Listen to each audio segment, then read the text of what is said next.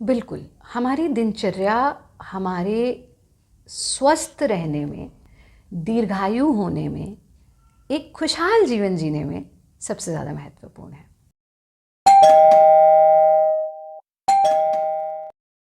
अब सोहनलाल से पूछा किसी ने, हाँ, सोहनलाल से पूछा, भाई सोहनलाल बड़े होके क्या बनोगे? सोहनलाल ने उत्तर दिया, बाप बनूंगा,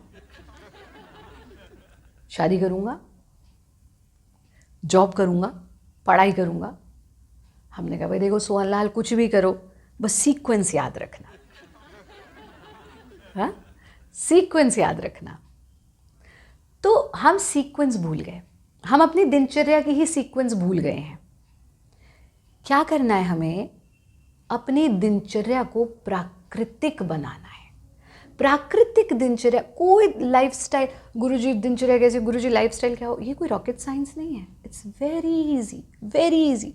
बस ये देख लो कि प्रकृति की दिनचर्या क्या है, ये देख लो कि तुम्हारे आसपास के जीव जंतुओं की दिनचर्या क्या है, ये देख लो कि नेचर, मदर नेचर की दिनचर्या क्या है।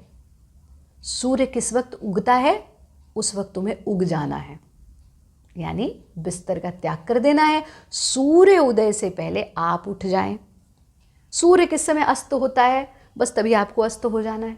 जब सूर्य अस्त हो गया उसके बाद आप सो जाइए, पहला नियम। दूसरा नियम, सूर्य उदय और सूर्य अस्त के बीच में ही भोजन करेंगे। ठीक, अभी सोच रहे हो, हाँ गुरुजी सूर्य उदय 6 बजे, अरे 5 बजे तक तो मोबाइल पे फबिंग कर रहे होते हैं। ओह, सूर्यास्त बोले तो 9 से 10 के बीच में सो जाएं।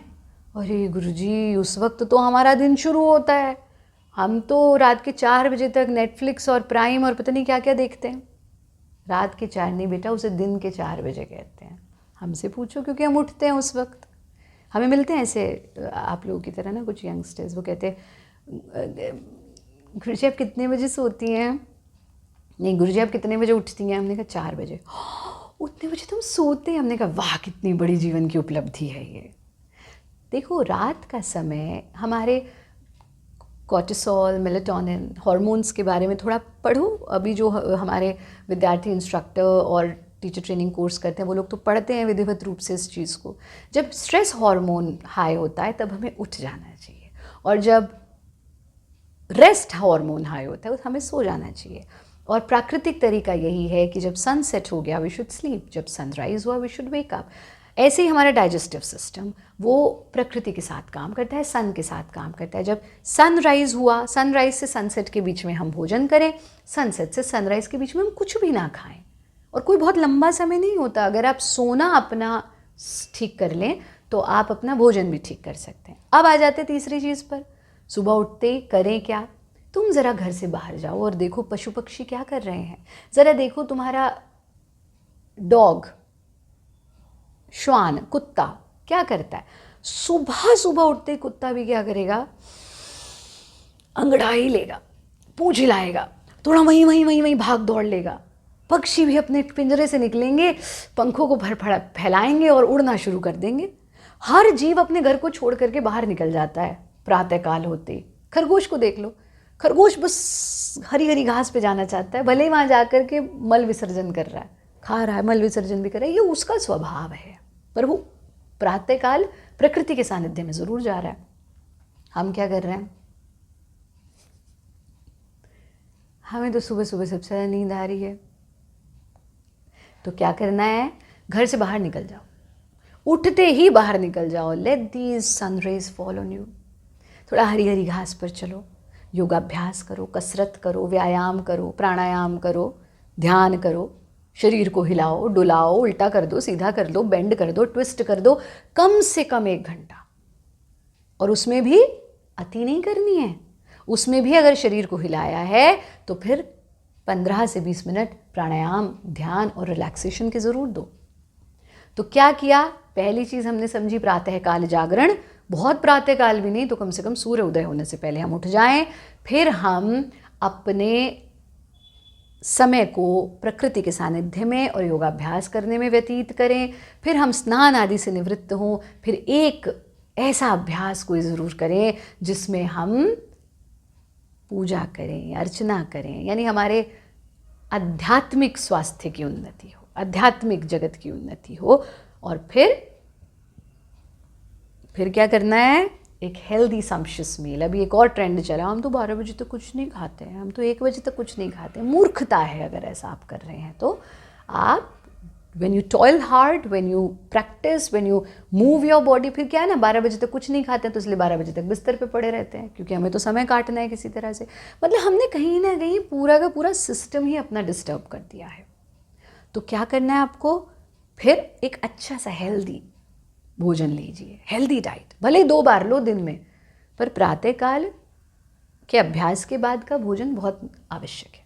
हाँ, फ्रूट्स लो, जूसेस लो, दलिया लो, बहुत सारे ऑप्शंस हैं। हम तो इस पर, हमारा एक प्रोग्राम चलता है टेस्टी ट्यूसडेज, देखिएगा भारत योगा यूट्यूब चैनल पर। हर ट्यूसडे को हम एक रेसिपी हेल्दी सात्विक आहार की शेयर करते हैं। फिर उसके बाद अपनी जो भी दिन की दिनचर्या है उसको आप अपनाइए, और शाम को, और दिन में चलो तुम लैपटॉप यूज़ करो, मोबाइल यूज़ करो, कुछ भी कर रहे हो, एक तो उसका टाइम लिमिटेड टाइम के लिए यूज़ करो।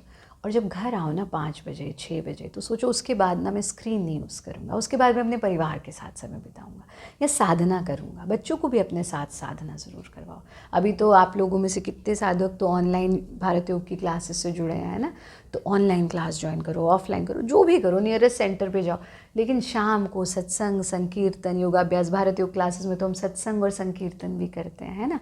तो हमें जो है थोड़ा समय अपने परिवार और पारिवारिक आध्यात्मिक उन्नति को देना चाहिए। तो शाम का जो संध्या का समय है, जब हमारे कॉर्टिसोल और मेलेटोनिन समान हो जाते हैं, स्ट्रेस और रिलैक्सेशन, स्लीप हार्मोन वो समान है, वो समय बेस्ट समय होता है। और उसमें जो है आप अपनी आध्यात्मिक साधना कीजिए, परिवार के साथ समय बिताइए, समय से सो जाइए। 7 बजे तक हमने कहा ना, सूर्य अस्त से पहले हम भोजन कर लें।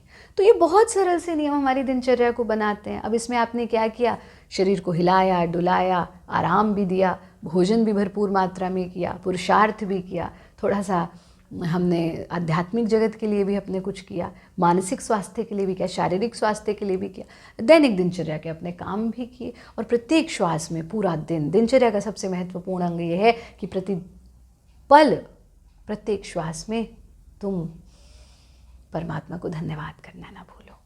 याद रखो कि परमात्मा ने तुम्हें सब कुछ दिया है, कम से कम में थोड़ा सा समय उसे धन्यवाद करने का तो निकाल ही सकते।